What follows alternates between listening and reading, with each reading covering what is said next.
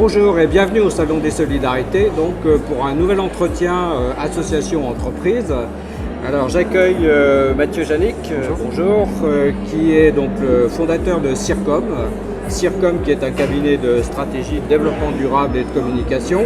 Alors sur un sujet qui va passionner je pense absolument tous les interlocuteurs, qu'ils soient du monde associatif ou effectivement du monde de l'entreprise, puisqu'il s'agit de voir au sein de ces partenariats associations-entreprises comment aujourd'hui convaincre, la question de convaincre les décideurs de s'engager, particulièrement évidemment les décideurs d'entreprise vis-à-vis du monde associatif.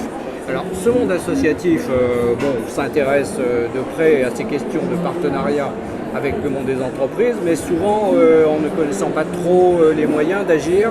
Et en même temps, il est peut-être utile, déjà dans une première question, de rappeler l'historique, le cheminement qui a conduit des entreprises à être philanthropes. C'est ça. Oui, pendant très longtemps, les ONG ont vécu assez loin du monde des entreprises et les entreprises ont commencé à s'intéresser à elles, ne serait-ce par exemple en les finançant. Donc c'est du mécénat strictement financier et assez désintéressé de leur part. Et puis petit à petit, ces deux mondes se sont rapprochés et on voit aujourd'hui qu'il y a diverses modalités en fait de collaboration entre les associations et les entreprises. On peut citer donc bien sûr le mécénat financier, mais aussi de compétences. Il y a les collaborations en matière de pratiques plus responsables. Ces acteurs peuvent également faire ensemble de l'innovation sociétale et de la coopération économique. La loi en fait qui est récente, assez récente, autour de la RSE, autour du mécénat d'entreprise, a encouragé les entreprises justement à diversifier un peu des formes d'intervention. Mais en même temps, pouvez-vous nous donner par exemple des exemples? Oui, à la fois la loi et puis les entreprises ont aussi pris conscience qu'il y avait vraiment des choses à construire, à co-construire avec les associations et que ça pouvait leur servir directement.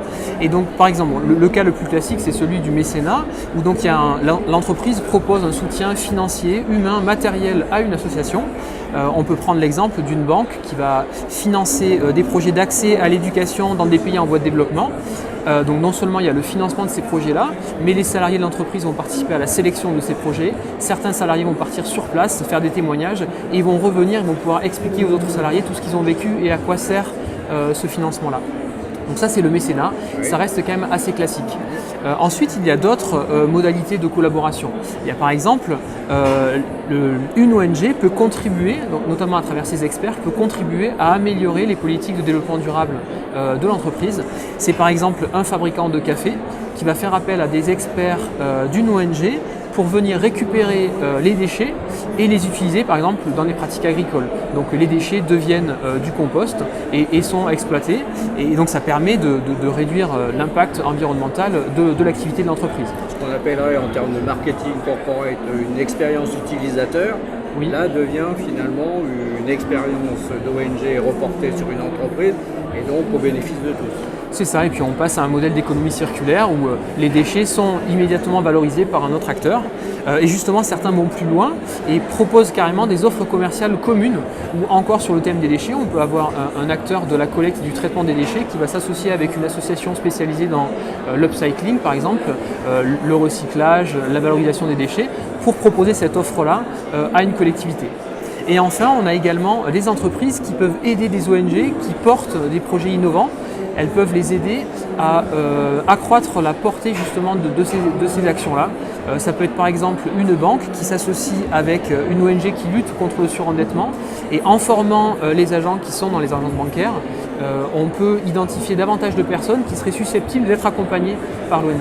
Donc voilà un petit peu les modalités vraiment se diversifient et on voit que ces deux mondes se rapprochent et collaborent de plus en plus ensemble. On voit qu'il y a un intérêt sociétal commun très souvent aujourd'hui effectivement des deux côtés. Voilà. Et que ça ne s'arrête plus finalement à la notion classique je veux de l'argent, donnez-moi de l'argent. Exactement, c'est à la fois pour l'ONG, c'est pas simplement recevoir des fonds, mais c'est davantage être associé à la politique de développement durable de l'entreprise. Et pour l'entreprise, ce n'est pas simplement donner de l'argent et donc bénéficier par exemple de déductions fiscales, c'est davantage associer ses salariés, c'est améliorer son image en interne, peut-être améliorer le bien-être des salariés, savoir retenir ou attirer des talents. et aussi peut-être convaincre de nouveaux clients parce qu'ils arrivent en développant leur offre ou en étant plus responsables, on peut gagner de nouveaux marchés. Donc ça devient aussi un enjeu économique pour les entreprises elles-mêmes. Tout à fait.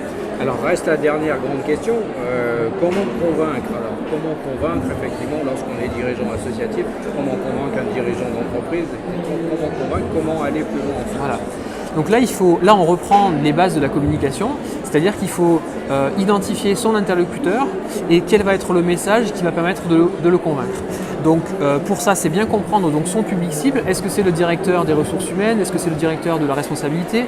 Est-ce que c'est un directeur des achats ou peut-être les trois qu'il faut arriver à toucher? Donc ces personnes-là, il faut comprendre qu'est-ce qui les porte, quels sont les projets sur lesquels ils sont impliqués, quelles sont les valeurs auxquelles ils croient, et comprendre aussi les modalités de décision dans l'entreprise. Comprendre à quel moment on prend les décisions, qui a les budgets, qui faut-il convaincre. C'est souvent un travers du monde associatif, effectivement, de ne pas connaître suffisamment culturellement le monde et la logique du monde de l'entreprise avant de frapper aux portes de ces entreprises. C'est ça, et donc c'est pour ça qu'il faut un certain nombre d'échanges plutôt informels, de rencontres pour bien comprendre comment l'organisation et comment l'entreprise est organisée, pour bien identifier les personnes clés, apprendre à les connaître et pour ensuite pouvoir porter l'argument qui va faire bouche ou les arguments. Est-ce que c'est l'argument économique? Est-ce que c'est l'argument de politique de développement durable? Est-ce que c'est le bien-être au travail, la satisfaction des salariés? Est-ce que c'est l'image, la notoriété? Voilà, il faut arriver à identifier les arguments qui vont avoir plus de poids avec tel interlocuteur. Et ce sont des processus qui peuvent être assez longs, donc il ne faut pas hésiter à revenir à la charge régulièrement et trouver des moments pour échanger avec les décideurs. Les bons leviers, de la patience, de la conviction. Oui. Ça, je crois que c'est les trois clés. Oui, je pense que c'est les trois clés pour arriver à monter des partenariats et à faire réussir, à faire se rapprocher les associations et les entreprises qui en ont besoin mutuellement. Merci pour ces bons conseils, Mathieu Janik. Merci beaucoup. Au revoir, Christian.